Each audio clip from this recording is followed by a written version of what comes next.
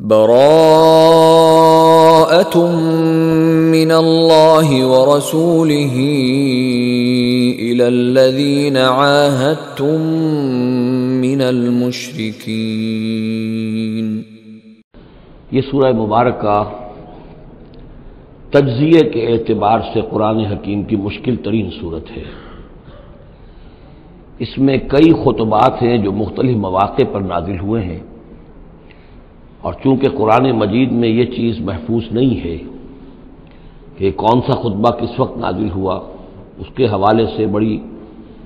تحقیق کی ضرورت ہوتی ہے، اور جن لوگوں نے اتنی تکلیف گوارا نہیں کی ہے وہ بہت سے مغالطوں میں خود بھی مبتلا ہوئے ہیں اور دوسروں کو بھی مبتلا کیا ہے۔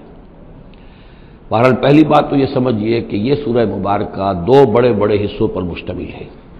پہلا حصہ پہلے 5 رکوعوں پر مشتمل ہے اور دوسرا حصہ 11 رکوعوں پر مشتمل ہے۔ فلسفہ دین اور فلسفہ رسالت کے اعتبار سے ان دونوں حصوں کے مابین فرق یہ ہے کہ نبی اکرم صلی اللہ علیہ وسلم کی بعثت ہوئی تھی،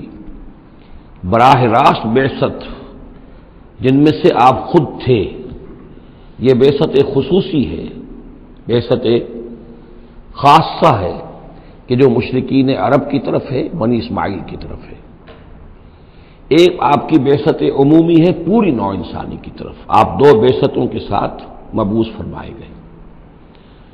آپ کی جو بعثت خصوصی ہے الی اہل العرب، بنی اسماعیل، مشرکین عرب، چونکہ آپ انہی میں سے تھے اور انہی کی زبان میں آپ نے آخری اتمام حجت کر دیا، لہذا ان کے ضمن میں اللہ تعالیٰ کا جو قدیم قانون ہے رسولوں کے بارے میں کہ اگر کوئی قوم اس کی طرف رسول بھیجا جائے اور وہ اتمام حجت کر دے اور پھر بھی وہ قوم تسلیم نہ کرے تو اس قوم کو ہلاک کر دیا جاتا تھا، عذاب استیصال۔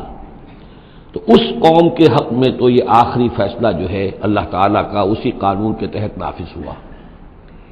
اس آخری فیصلے کا جو معاملہ ہے وہ ہے جو پہلے 5 رکوعوں میں آیا ہے۔ یہ حضور صلی اللہ علیہ وسلم کی بعثت خصوصی سے متعلق ہے اہل عرب کی طرف۔ البتہ چونکہ آپ کی بعثت عمومی ہے پوری نوع انسانی کے لیے، آپ نے جزیرہ نما عرب میں دین کو غالب کر دیا، قائم کر دیا، بعثت خصوصی کا تو گویا کہ آخری مقصد آخری درجے میں مکمل ہو گیا، لیکن یہ بعثت عمومی کے کام کا آپ نے آغاز فرمایا ہے صلح حدیبیہ کے بعد۔ آپ نے 7 ہجری تک کوئی مبلغ، کوئی داعی کہیں باہر نہیں بھیجا، جب تک کہ جزیرہ نما عرب میں اس حد تک کامیابی نہیں ہو گئی کہ قریش نے آپ کو تسلیم کر لیا اور آپ کے ساتھ صلح کی، تو جس کو کہ اللہ تعالیٰ نے انا فتحنا لک فتحا مبینا قرار دیا ہے، اس وقت تک آپ نے اپنی پوری توجہ، آپ نے پورا وقت، اپنی ساری صلاحیتیں، اپنی قوتیں مرکوز رکھی ہیں جزیرہ نما عرب کے اندر۔ البتہ جب اس حد تک کام پورا ہو گیا سن 7 میں، سن 6 میں صلح حدیبیہ ہوئی ہے، تو اس کے بعد آپ نے نامہ بر بھیجے، اپنے خطوط بھیجے، قیصر کے نام بھیجا، کسریٰ کے نام بھیجا، مقوقس کے نام بھیجا، نجاشی بھی اب جو اس وقت تھا، وہ نجاشی جو ایمان لائے تھے فوت ہو چکے تھے، ان کی تو غائبانہ نماز جنازہ بھی حضور نے پڑھائی تھی۔ اب جو نجاشی تھے وہ مسلمان نہیں تھے، ان کے پاس بھی خط گیا۔ ان خطوط کے نتیجے میں سلطنت روما سے ایک ٹکراؤ شروع ہو گیا، غزوہ موتا ہوا اور اس کے بعد غزوہ تبوک۔ یہ جو 2 غزوات ہیں ان کا تعلق حضور کی بعثت عمومی سے ہے کہ اب بیرون ملک عرب آپ کی دعوت کا اور آپ کی اقامت دین کی جد و جہد کا دائرہ وسیع ہو رہا ہے۔ تو 11 رکوع اس سورہ مبارکہ کے اس سے بحث کر رہے ہیں، وہ غزوہ تبوک کے گرد ہیں۔ ان میں سے 4 رکوع وہ ہیں کہ جو غزوہ تبوک کے لیے ذہنی تیاری کے لیے، اور اس کے بعد کچھ آیات وہ ہیں کہ جو تبوک جاتے ہوئے اور تبوک سے واپسی پر نازل ہوئی، اور کچھ حصہ وہ ہے جو تبوک سے واپس آ کر نازل ہوا۔ وہ تو ہے 11 رکوع جو 6 سے شروع ہو کر 16 تک جائیں گے مسلسل۔ البتہ پہلے 5 رکوع وہ ہیں کہ جن میں اندرون جزیرہ نما عرب، اندرون ملک آپ کے جو مشن تھا اس کی تکمیل کا جو آخری مرحلہ تھا اس کا اعلان ہو رہا ہے۔ اب یہ جو 5 رکوع ہیں ان میں بھی ایک عجیب تقسیم ہے۔ ان میں 2 رکوع وہ ہیں کہ جو سن 8 ہجری میں فتح مکہ سے قبل نازل ہوئے، ان میں تیار کیا گیا ہے مسلمانوں کو فتح مکہ کے لیے کہ وہ نکلیں اور ساری رد و قدا ہو رہی ہے کچھ لوگوں کی طرف سے، کچھ منافقین کی طرف سے، کچھ سادہ دل مسلمانوں کی طرف سے، نیک دل مسلمانوں کی طرف سے، کچھ ایسے لوگوں کی طرف سے کہ جن کے وہاں رشتہ دار ہیں کہ اب اگر جنگ ہوگی اور جا کر ہم حملہ کریں گے مکے پر تو اس سے یہ ہے کہ ان رشتہ داروں کو بھی غضب پہنچے گا۔ کچھ ایسے مسلمان تھے جن کی فیملیز وہاں تھیں اور انہیں اندیشہ تھا کہ وہ کہیں جب یہ چکی پیسے گی تو کہیں گندم کے ساتھ گھن بھی نہ پیس جائے۔ تو ایک رد و قدا ہے جو ان 2 رکوعوں میں آپ کو ملے گی کہ جو نازل ہوئے ہیں سن 8 میں فتح مکہ سے قبل، اور 3 رکوع وہ ہیں کہ جو نازل ہوئے ہیں سن 9 میں ذی قعدہ کے بعد۔ اور یہ جب کہ فتح مکہ ہو چکا، اس سال حضور نے حج نہیں کیا، پھر اگلے سال آپ نے بھی دوبارہ حج نہیں کیا، لیکن آپ نے ایک قافلہ بھیج دیا تھا کہ وہ جائے، اور اس کے امیر کی حیثیت سے حضرت ابوبکر صدیق رضی اللہ تعالیٰ عنہ تھے امیر الحج۔ لیکن جب وہ قافلہ روانہ ہو چکا تھا ذی قعدہ سن 9 میں، تو پھر وہ آیات نازل ہوئیں کہ جو 3 رکوعوں پر مشتمل ہیں، جن میں آخری اعلان کیا گیا ہے کہ اب آئندہ یہاں کوئی عرب، کوئی مشرک حج کے لیے نہیں آئے گا۔ سن 9 کا حج وہ مشترک تھا،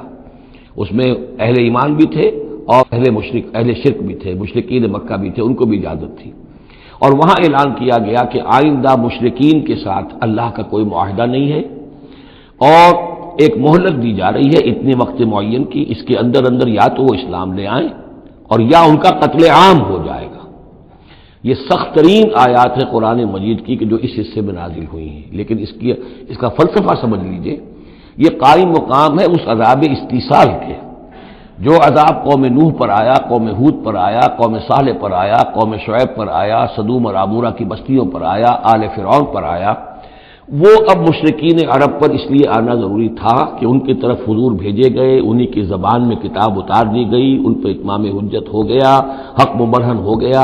اب اگر وہ ایمان نہیں لا رہے ہیں تو عذاب استیصال کے مستحق ہو چکے ہیں۔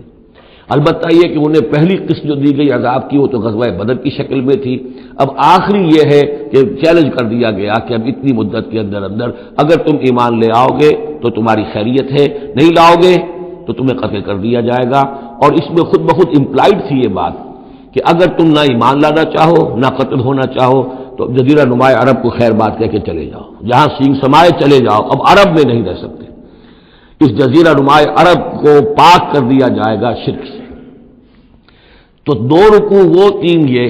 اب اس میں ایک اور کمپلیکیشن ہے، یہ 2 رکوع پہلے اور 3 رکوع بعد میں، ترتیب زمانی تو یہ ہے، ان 3 رکوعوں کا ایک رکوع پہلے نکال کے لے آیا گیا ہے۔ جیسے میں نے کہا تھا کہ سورہ انفال میں ایک آیت جو تھی کہ جو بڑی اہم تھی اور جو بڑی یوں سمجھیے کہ ایک حساس مسئلے پر تھی کہ مال غنیمت کا کیا ہوگا، اس کو پہلے لے آئے، حالانکہ اس کا اصل حکم، اس کی اصل بحث جو ہے وہ سورت کے اندر چل رہی ہے، جا کے وصل میں آ رہی ہے۔ اسی طریقے سے قرآن کا اسلوب ہے کہ جو خاص بہت اہم شے تھی، اگرچہ وہ ان 3 رکوعوں سے متعلق ہے جو بعد میں نازل ہوئے ہیں، لیکن ان کو پہلے سب سے پہلے صورت میں رکھ دیا گیا ہے۔ تو گویا کہ پہلے 5 رکوع بھی 3 حصوں میں ہیں۔ پہلا رکوع جو 6 آیات پر مشتمل ہے، یہ وہ 6 آیات ہیں جن کو دے کر حضرت علی کو بھیجا حضور نے صلی اللہ علیہ وسلم، وہاں جا کر حج کے اعلان کرو، اعلان عام کر دو میری طرف سے کہ اب مشرکین کے ساتھ کوئی معاہدے نہیں۔ اس کے بعد وہ 2 رکوع ہیں جو 1 سال پہلے نازل ہوئے ہیں فتح مکہ سے قبل۔ پھر 2 رکوع وہی ہیں کہ جو ان 6 آیات کے تسلسل میں ہیں جو ذی قعدہ سن 9 ہجری میں نازل ہو رہے ہیں۔ تو یہ 3 حصوں میں پہلے 5 رکوع ہیں، لیکن ان 5 رکوعوں کا تعلق محمد الرسول اللہ صلی اللہ علیہ وسلم کی بعثت خصوصی کا جو تکمیلی مرحلہ ہے در حقیقت اس سے ہے۔ برات من اللہ ورسولہ، اعلان برات ہے، لا تعلقی کا اعلان ہے اللہ اور اس کے رسول کی طرف سے، الی الذین عاہدتم من المشرکین، ان لوگوں کی جانب جن سے اے مسلمانوں تم نے مشرکوں میں سے معاہدے کیے، اللہ کی طرف سے سارے معاہدے ختم۔ البتہ یہ بڑا کیٹیگوریکل سٹیٹمنٹ جو آیا ہے، اس کے بعد اس کے اندر تھوڑی تھوڑی وہ جو ہے تفصیل جب آئے گی تو اس میں رعایتیں دی گئی ہیں، لیکن اعلان ایسا ہے۔ اور اس صورت سے پہلے یہ واحد صورت ہے قرآن مجید کی جس سے پہلے آیت بسم اللہ نہیں ہوتی، اور اس کا سبب یہ بیان کیا ہے حضرت علی رضی اللہ تعالیٰ عنہ نے کہ یہ صورت تو ننگی تلوار لے کر نازل ہوئی ہے۔ آیت بسم اللہ میں تو اللہ کے نام ہے الرحمن الرحیم، تو یہ صورت جو ہے یہ تو ننگی تلوار لے کر نازل ہوئی ہے۔ اہل شرک کے لیے جو اعلان اس میں کیا گیا ہے کہ ان کو قتل کیا جائے گا، قتل عام ہوگا، تو گویا کہ اس کے مضامین جو ہیں اللہ تعالیٰ کی وہ رحمانیت اور رحیمیت کے ساتھ بظاہر ان کی مناسبت نہیں ہے، اس لیے اس صورت سے قبل آیت بسم اللہ نہیں لکھی جاتی۔ واللہ عالم۔ برات من اللہ ورسولہ الی الذین عاہدتم من المشرکین، اعلان برات ہے، اعلان لا تعلقی ہے اللہ اور اس کے رسول کی طرف سے ان تمام لوگوں سے کہ جن سے مسلمانوں نے معاہدے کیے۔